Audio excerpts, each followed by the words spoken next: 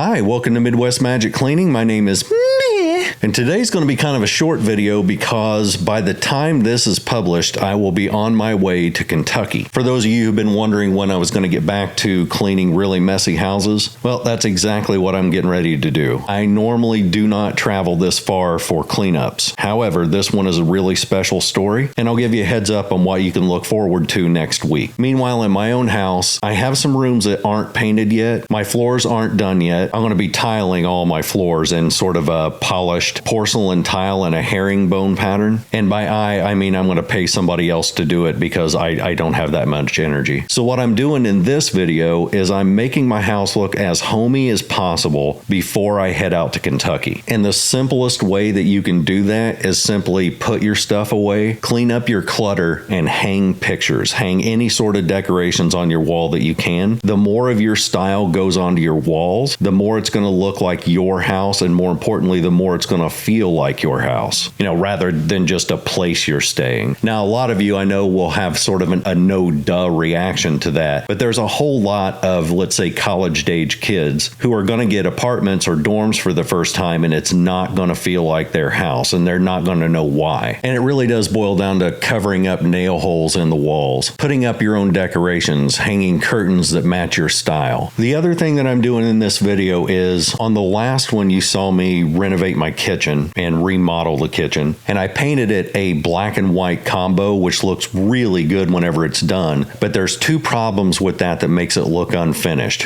One is that it's really, really neutral. There's no real color that breaks that up. And two, it's super high contrast. So again, the solution to that is color. So all I'm going to do to make the kitchen feel like my house is I'm just going to start adding in a ton of teal decorations. I bought a little clock that's really cool. It comes in a bunch of squares and you just stick them to the wall. I also bought a teal knife set, teal utensil sets, a couple of teal colored candles. I've got teal oven mitts, and I bought just enough of that stuff to make little splashes of color around the kitchen to break up that neutral and that contrast. So suck it. Now here's one of the things that I really want to impart on you when decorating. Don't worry about what's in this season. Don't worry about what went out last season. Do not concern yourself about whether your kitchen looks too 90s or too 2010s. This is your house, your rules, your rooms, and they should be decorated with your personality. My style is a high contrast neutral palette with little punches of color, little spin kicks of color right in your face hole, right in your suck hole, right in your cake face.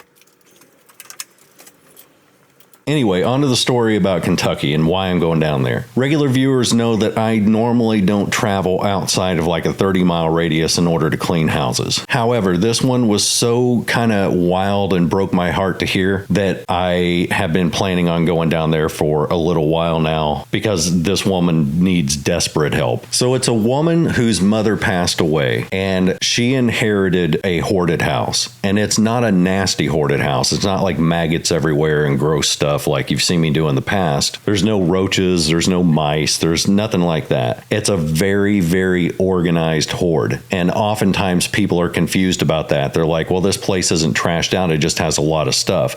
She wasn't a hoarder, she was just a collector. And you have to remember that hoarding disorder is a mental disorder. So hoarding disorder is not a condition of the home, it's a condition of the mind. So yes, you can have a very organized hoard, and even though it just looks like an oversized collection, it's a thing where they can't get rid of it. Like they may be collecting things in order to sell them. That may be the intention, but they never get around to selling them because they can't part with the stuff. I think that's what's going on in this house. The problem is that once she inherited this house, she's been having panic attacks because she doesn't know where to start on getting rid of stuff. She doesn't know what would be considered like, I don't know, offensive if she got rid of her mom's old collections. She doesn't know if she'd be disrespecting her memory by getting rid of things. And even the stuff that she does know she can get rid of, she doesn't know where to start or how to get a dumpster or how to even carry a whole bunch of that stuff in order to start organizing it. That's not where the crazy part is. The crazy part is she works for a delivery service, and just a few days ago, she ended up getting attacked and mauled by a pack of 3 dogs. And they weren't wild, they were in a customer's house. They burst through the front door, took off about 25% of her calf, broke her kneecap, and now on top of all this stuff that she's got going on that causes her constant panic attacks, she is now immobile. Now, fortunately, half of her house is set up as a clean and ready Airbnb. So I have access to be there at her house while I'm doing this rather than having to get a hotel and take out and all the stuff that comes with a big traveling trip like this. And that not only allows me to help her with the cleaning, it also means that I can run her errands if she needs them. You know, I can cook her dinner if she needs it because there's no way she can stand at a stove. So I can kill 2 birds with 1 stone with this trip and at least get her through the next week. And then by the time I leave, she'll have a nice clean place where she can walk through it without having to worry about tripping on things. Now, we're not 100% certain if this is going to happen or not, but this may be a case of being the first video that I've done where I have the person I'm helping in the video, because this is not her fault. The things that are happening in this house were handed to her. And she, in everyday life, is an absolute workhorse. She goes nonstop and she wants to help with this stuff. She just needs direction. But also, she can't walk because, I mean, she was mauled by a pack of dogs. But if she's able to go through some stuff, or I can bring in tubs and we can go through them one at a time, that may happen. Or we may actually be able to get some reaction shots for the first time because she's going to be laid up on the couch while I'm, say, cleaning the kitchen. So it may be a case of me forcing her to sit there and do nothing but watch TV while I do the kitchen. Then after I'm done, I may be able to bring her in and get an actual reaction shot. Again, not entirely sure that that's going to happen, but if any house has the possibility of having a reaction shot, it would be this one. It would be kind of funny for me to just grab her under the armpits and pick her up like a child and walk her into the kitchen and just point her at the kitchen like show her around places and go, see, look at your sink, and then like point her at the sink. Anyway, that probably won't happen, but it would be funny if it did. So anyway, apologies for the shortness of this video, but I have to get packing. I've got a lot of stuff to bring down there. I've got a week's worth of clothes and also cleaning stuff that I have to bring with me. I have to figure out a place to put my moose because I'm going to take him down and let him roam free through her house. I use him as kind of a measuring stick to where if a moose can get through the kitchen, then she can get through the kitchen because she is much, much smaller than a moose. But also I drive a Camaro, and so I may have to put the top down in order to accommodate the moose on the way down there because it's like a 4.5 hour trip, and there's no way I want to be enclosed with a moose for that entire drive.